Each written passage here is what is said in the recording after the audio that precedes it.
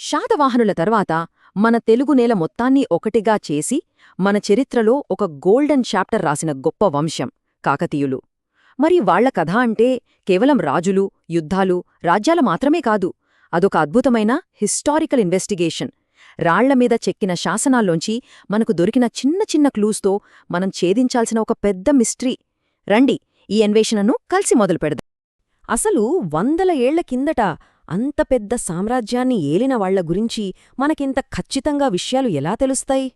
ఈ ప్రశ్నకు సమాధానం ఒక్కటే: వాళ్లు మనకోసం వదిలివెళ్లిన ఆధారాలు, ముఖ్యంగా రాళ్లమీద చెక్కిన శాసనాలు.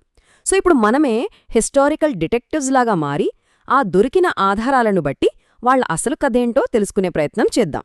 మన పరిశోధనను ఎక్కడ మొదలు పెడదాం? వాళ్ల పేరు దగ్గరే ఆరంభిగ్వెలాం. అసలు కాకతీయ అనే పేరు ఎలా వచ్చింది? దీని వెనుక ఉన్న కథ కూడా చరిత్రకారుల మధ్య ఒక పెద్ద చర్చన్మాట. దీనిమీద మనకి రెండు మెయిన్ థియరీలున్నాయి. మొదటిది చాలా సింపుల్: వాళ్లు కాకతీపురం అనే ఊరికి చెందినవాళ్లు కాబట్టి ఆ పేరొచ్చింది. కానీ రెండో థియరీకి ఒక సాలిడ్ ప్రూఫ్ ఉంది. విద్యానాథుడు రాసిన ప్రతాపరుద్ర యశోభూషణం అనే ఫేమస్ బుక్ ప్రకారం కాకతీయులు కాకతీయ అనే దేవతను పూజించేవారట. ఆ అమ్మవారి పేరు మీదనే వాళ్ల వంశానికి ఆ పేరొచ్చిందని చాలా క్లియర్గా ఉంది. సరే, ఈ పేరు వెనుక కథ ఏంటో పక్కన పెడితే మనకు అసలు సిసలైన సాక్ష్యం కావాలి. ఇప్పుడు మనం నిజమైన చారిత్రక పరిశోధకులుగా మారి కాకతీయులు మనకోసం వదిలివెళ్లిన తిరుగులేని ఆధారాలైన శిలాశాసనాల వైపు వెళ్తున్నాం. మరి ఆ రాతి సాక్ష్యాలు మనకు ఏం కథ చెప్తున్నాయో విందామా? మన ఇన్వెస్టిగేషన్లో దొరికిన ఫస్ట్ క్లూ క్రీస్తు శకం 956 నాటి మాగళ్ళు శాసనం. దీన్ని వేంగి చాళుక్యరాజు దానార్నవుడు వేయించాడు. ఓకే, ఈ శాసనం మనకు ఏం చెప్తోంది? 3 చాలా ఇంపార్టెంట్ పాయింట్స్ చెప్తోంది. ఒకటి, చరిత్రలో కాకతీయ అనే పదం మొట్టమొదట రాతపూర్వకంగా కనిపించింది ఇక్కడే. 2, దీని ప్రకారం కాకతీయ వంశాన్ని మొదలుపెట్టిన వ్యక్తి పేరు కాకర్త్య గుండన. ఇక 3ది చాలా ముఖ్యమైన విషయం: ఈ శాసనం ప్రకారం వాళ్లు సామంత విట్టవంశానికి చెందినవాళ్లు. ఈ పాయింట్స్ గుర్తుపెట్టుకోండి, ఎందుకంటే ఇక్కడే కథ మలుపు తిరగబోతుంది. ఇప్పుడు టైంలో కాస్త ముందుకు వెళ్దాం. దాదాపు ఓ 2.5 శతాబ్దాల తర్వాత మన ఇన్వెస్టిగేషన్లో రెండోది, ఇంకా చెప్పాలంటే మరింత కీలకమైన ఆధారం దొరికింది. అదే క్రీస్తు శకం 1219 నాటి బయ్యారం చెరువు శాసనం. ఇది మరీ ముఖ్యం, ఎందుకంటే దీన్ని వేయించిందెవరో తెలుసా? స్వయంగా కాకతీయ చక్రవర్తి గణపతి దేవుడి సోదరి మైలాంబ. అంటే ఇది వాళ్ల ఫ్యామిలీ వాళ్లు చెప్పిన మాట. సో దీనికి అథెంటిసిటీ చాలా ఎక్కువ.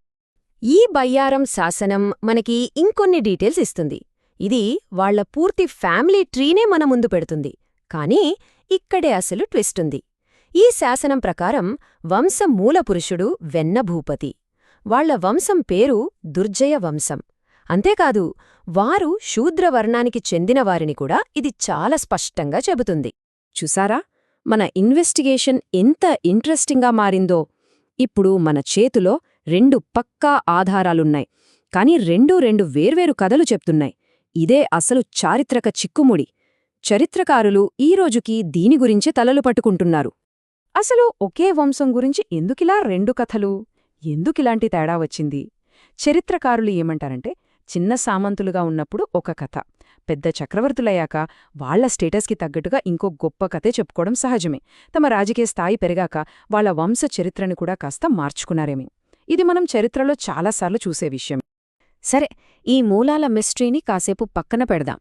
ఎందుకంటే వాళ్ల రాజకీయ ప్రస్థానం మాత్రం చాలా క్లియర్గా రికార్డయ్యుంది. వాళ్లు చిన్న లోకల్ లీడర్స్ నుంచి గొప్ప చక్రవర్తులుగా ఎలా ఎదిగారో చూద్దాం. వాళ్ల ఎదుగుదలని మనం 3 స్టేజెస్గా చూడొచ్చు. మొదట రాష్ట్రకూట్ల కింద పనిచేశారు, అంటే వాళ్ల సామంతులుగా అన్నమాట. అప్పుడు వాళ్ల గుర్తు గరుడ. ఆ తర్వాత కళ్యాణి చాళుక్యుల కింద పనిచేశారు. అప్పుడు వాళ్ల గుర్తు వరాహంగా మారింది. ఫైనల్గా 12వ శతాబ్దం వచ్చేసరికి వాళ్లే బాస్ అయ్యారు. పూర్తి స్వతంత్రులుగా మారి పాలన మొదలుపెట్టారు.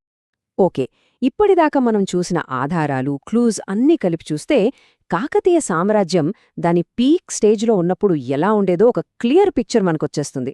చూద్దామా? ఈ టేబుల్ చూస్తే మనకొక క్విక్ సమరీ వచ్చేస్తోంది.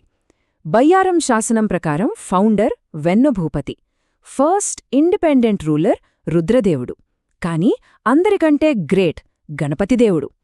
చివరి పాలకుడు రెండో ప్రతాపరుద్రుడు. వాళ్ల రాజధాని ఓరుగల్లు, అదే మన ఇప్పటి వరంగల్. మొదట జైనం, తర్వాత శైవం వాళ్ల రాజ్యం మతంగా ఉండేది. బయ్యారం శాసనం క్లియర్గా చెప్పినట్టు వారు శూద్రవర్ణానికి చెందినవారు మరియు వాళ్ల రాజచిహ్నం వరాహం. కాకతీయుల ఫేమ్ మన తెలుగు నేలకే పరిమితం కాలేదు. అది ప్రపంచమంతా పాకింది. ఆలోచించండి, ఫేమస్ ట్రావెలర్ మార్కోపోలో సాక్షాత్తూ మన వీరవనిత రాణి రుద్రమదేవి టైంలో ఇక్కడికొచ్చాడు. ఆ కాలంలోనే మన రాజ్యానికి ఎంత గ్లోబల్ రికగ్నిషన్ ఉందో కదా. ముగించే ముందు ఒక ప్రశ్నతో వదిలేస్తాను. మన చేతిలో ఉన్న ఆధారాలే ఒకదానికొకటి పొంతన లేకుండా విరుద్ధంగా ఉన్నప్పుడు మనం గతాన్ని ఎలా అర్థం చేసుకోవాలి? బహుశా చరిత్ర అంటే పుస్తకాల్లో రాసిన ఫ్యాక్ట్స్ మాత్రమే కాదేమో. మనకు దొరికిన ఆధారాలతో మనమే ఒక కథని నిర్మించుకునే ఒక నిరంతర ప్రయాణమేనేమో. దీని గురించి ఆలోచించండి.